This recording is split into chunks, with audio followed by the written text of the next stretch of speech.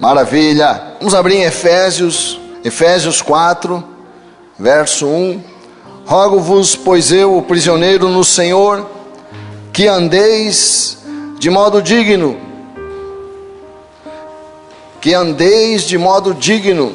da vocação a que fostes chamados, com toda a humildade e mansidão, com longanimidade, suportando-vos uns aos outros em amor.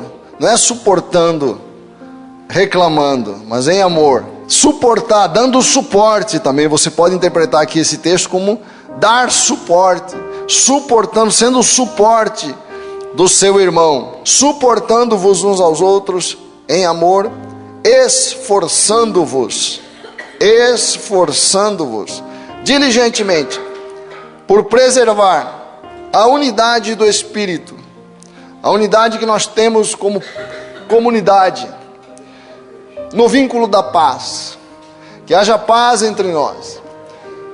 Há somente um corpo, só uma comunidade. Há somente um corpo, um Espírito, como também fostes chamados numa só esperança da vossa vocação. Há um só Senhor, uma só fé, um só batismo, um só Deus e Pai de todos, o qual é sobre todos, age por meio de todos e está em todos. Esse texto fala do que nós temos em comum, das coisas que nos unem. E é muito importante nós percebermos aquilo que nos une, para que nós não foquemos os nossos olhos nas coisas que nos separam. Se você faz parte de uma comunidade, se você faz parte de um grupo, se você faz parte de uma família, se você faz parte de uma igreja, se você pertence a alguma coisa que tem uma unidade, alguma comunidade, para nós compartilharmos o que somos, o que temos, o que pensamos, criar uma amizade entre nós, para que isso dê certo, para que uma coisa que nós construímos, como esta igreja, como a sua família, como o seu casamento, tudo que você vai fazer com alguma outra pessoa, ou com outras pessoas, nós temos que ter o cuidado de não colocar os olhos nas coisas que nos separam. É aí que as pessoas erram quando vão fazer parte de um grupo, de uma comunidade, de um esforço comum. Você vê que Paulo fala, esforçando-vos diligentemente. Ele pede que todos tenham um esforço comum de manter o vínculo. O esforço que nós temos que ter é de reforçar o vínculo que nós temos aqui e manter ele. Porque se nós não tivermos esse diligente esforço que o apóstolo fala, o vínculo tende a se enfraquecer e a quebrar. Em qualquer área das nossas vidas que nós fazemos alguma coisa em comum com outras pessoas. Isso acontece na nossa família. Nós temos muitos irmãos e nós vamos nos afastando quando ficamos adultos dos nossos irmãos, porque nós não temos um diligente esforço de manter o vínculo. O vínculo dessa união se perde se não houver um diligente esforço. Acontece nas famílias, acontece na igreja, acontece em qualquer lugar. Por isso que Paulo fala, presta atenção no que nós temos em comum. Nós temos muitas coisas em comum. E nós não só temos muitas coisas em comum, nós temos uma missão comum. Nós não nos reunimos sem um alvo, sem um projeto, sem um propósito. Nós estamos aqui juntos para adorar a Deus, para fortalecer o vínculo desta comunidade, para abençoar a igreja. Você não veio aqui em vão. Quando você faz um churrasco na tua família, não é só para comer carne, é para fortalecer o vínculo, é para manter o vínculo. Quando nós temos essa compreensão, nós procuramos fazer mais coisas juntos, porque fazendo as coisas juntos é que o vínculo se fortalece. Então, nós temos coisas em comum e uma missão comum. O corpo de Cristo tem uma missão. Nunca se esqueça disso. O corpo de Cristo tem uma missão. Qual é essa missão? É trazer para a realidade da vida o reino de Deus.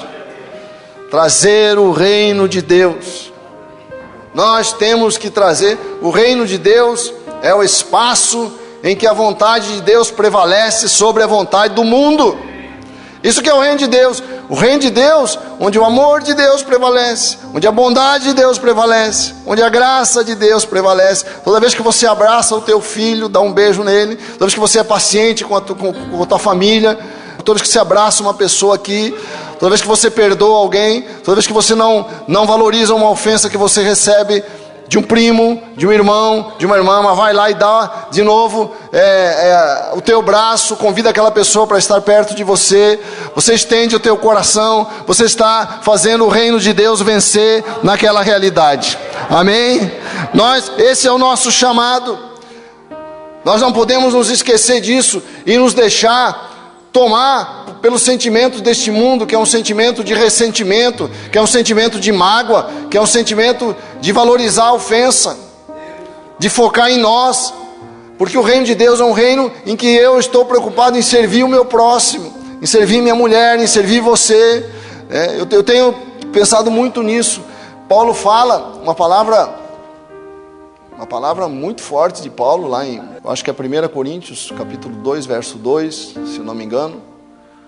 Paulo fala que quando ele foi pregar para os coríntios, ele não quis saber de nada, não quis saber de nenhuma coisa senão Jesus e este crucificado. Que palavra tremenda. Eu não quis saber de nada, porque Paulo tinha todo o conhecimento. Paulo era um homem culto, conhecia filosofia, conhecia teologia. Ele falou, eu não quis saber de nada disso. Fiz questão de pregar só uma coisa, e eu queria pregar só uma coisa, pregar Jesus e este crucificado. Porque Jesus crucificado simboliza essa disposição de dar a si mesmo para o serviço do outro.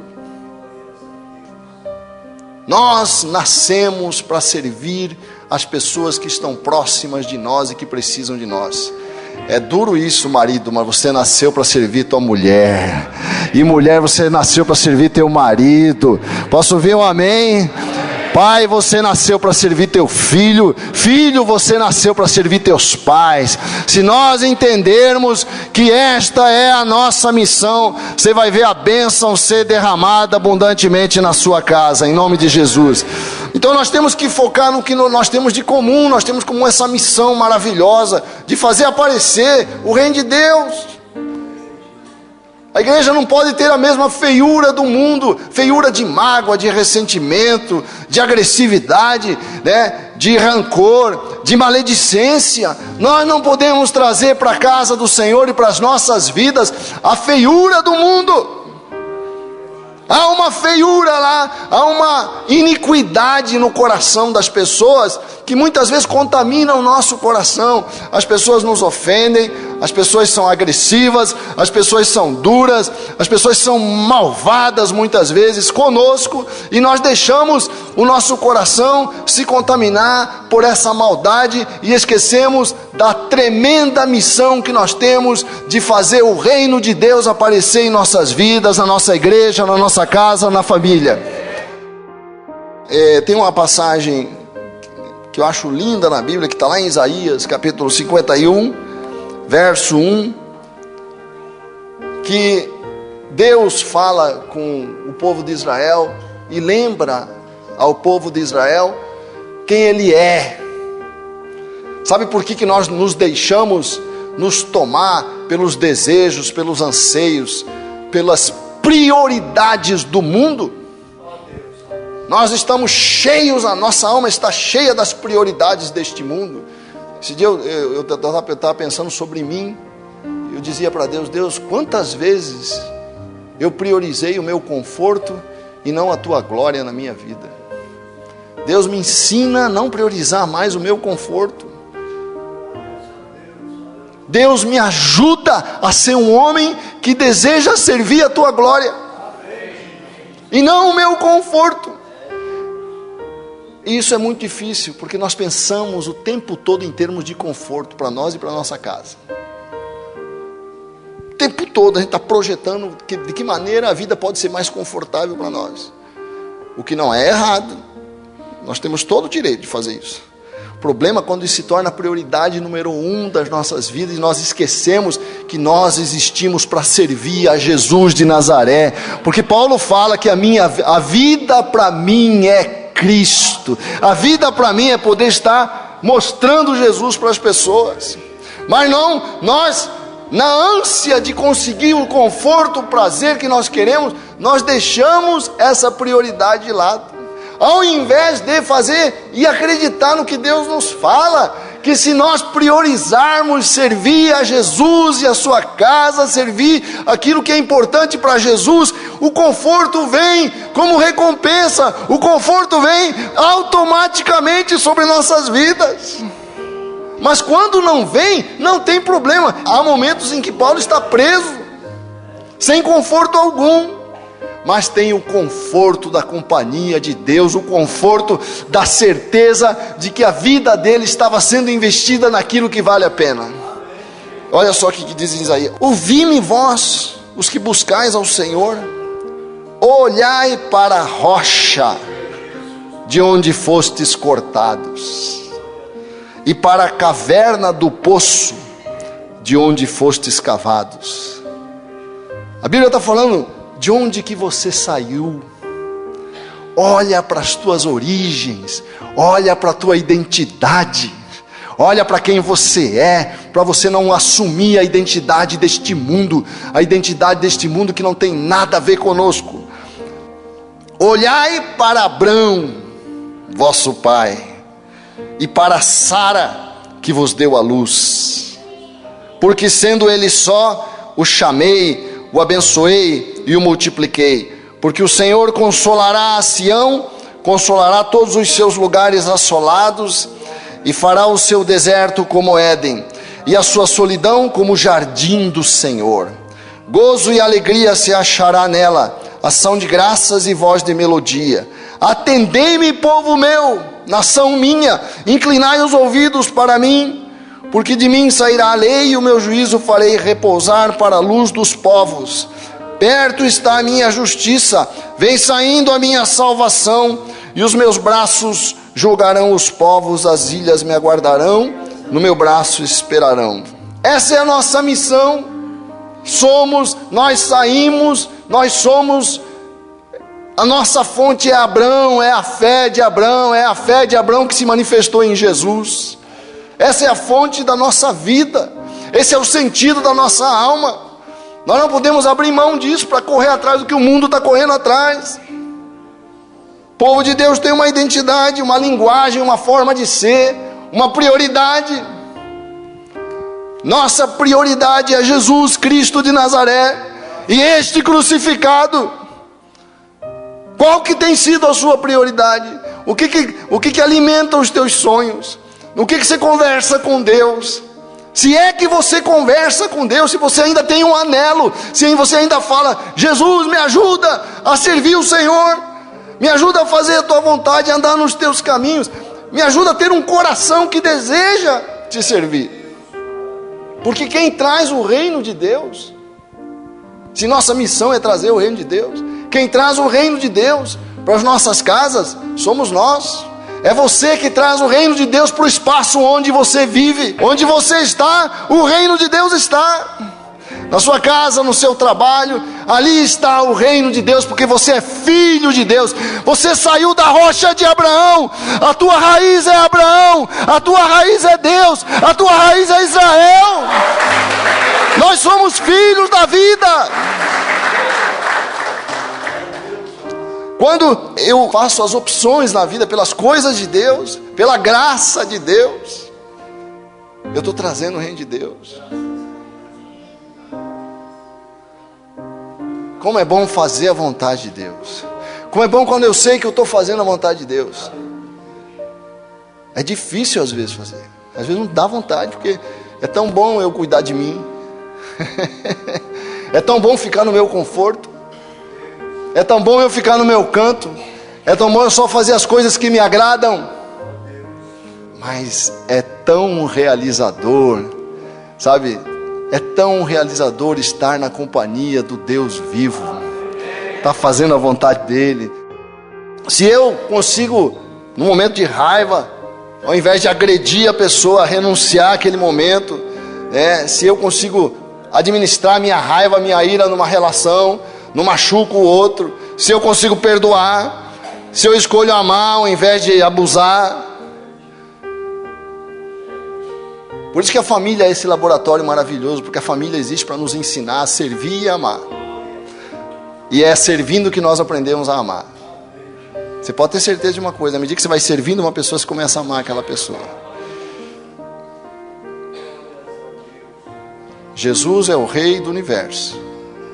Jesus é o nosso Rei. E ele disse assim: o Filho do Homem não veio para servir, mas para ser servido e dar a sua vida em resgate de muitos. Nós estamos aqui para servir, queridos. Nós não queremos servir, nós queremos ser servidos. Está na hora de nós mudarmos as nossas prioridades para trazer sobre nós o reino de Deus.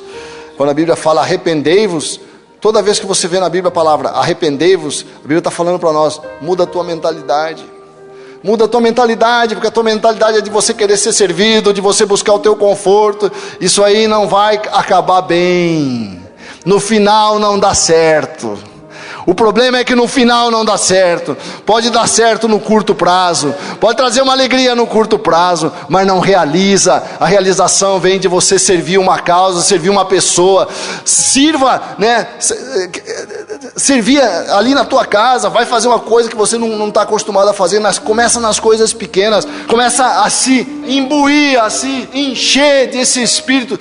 Tenta entender que Jesus se crucificou por nós. Jesus foi à cruz por nossa causa. Jesus foi à cruz só para nos servir. E nós só buscamos o nosso conforto. Não, nós vamos agora buscar a bênção da vida daquela pessoa que está do nosso lado, dos nossos filhos, daquelas pessoas que são importantes para nós. Posso ouvir um amém? Nós somos o povo de Deus e temos que ser como o povo de Deus. Não é possível que a gente venha à igreja para querer que Deus nos abençoe, para que nós sejamos exatamente como as pessoas do mundo são. Olhai para Abraão, que deixou tudo para correr atrás da vontade de Deus. Olhai para Abraão, vosso pai, para Sara, que vos deu a luz.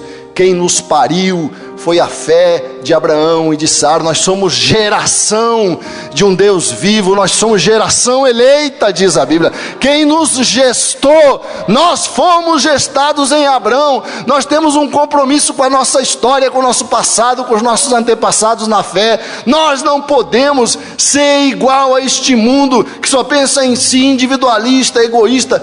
Em nome de Jesus, vamos ser povo de Deus para a glória de Deus. Amém?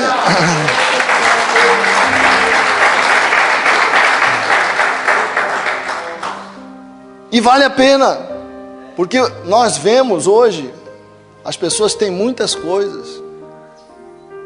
É interessante isso. As pessoas têm muitas coisas. Vão aos shoppings. Shoppings estão cheios de gente, de pessoas. Consumidores para cá, consumidores para lá. As pessoas têm recursos, têm dinheiro, mas se sentem numa solidão incrível. Há uma solidão hoje na vida das pessoas. Há uma dor no coração das pessoas porque elas se sentem sós, sem vínculo, sem ligação. Às vezes você até tem relacionamentos, tem família, tem pessoas com quem se brinca, com quem se pratica um esporte, se vai na academia, conhece um, conhece outro, mas você não tem aquela pessoa que na hora que você está querendo chorar, você possa ir lá falar para a pessoa: está doendo demais, não estou aguentando. Se você não tem uma pessoa para quem você possa dizer: não estou aguentando, está doendo demais, está insuportável, me ajuda, fica aqui perto de mim. Se você não tem um lugar onde chorar, você é só, você está sozinho, rodeado de gente, mas sozinho. Por isso que a Bíblia fala, né?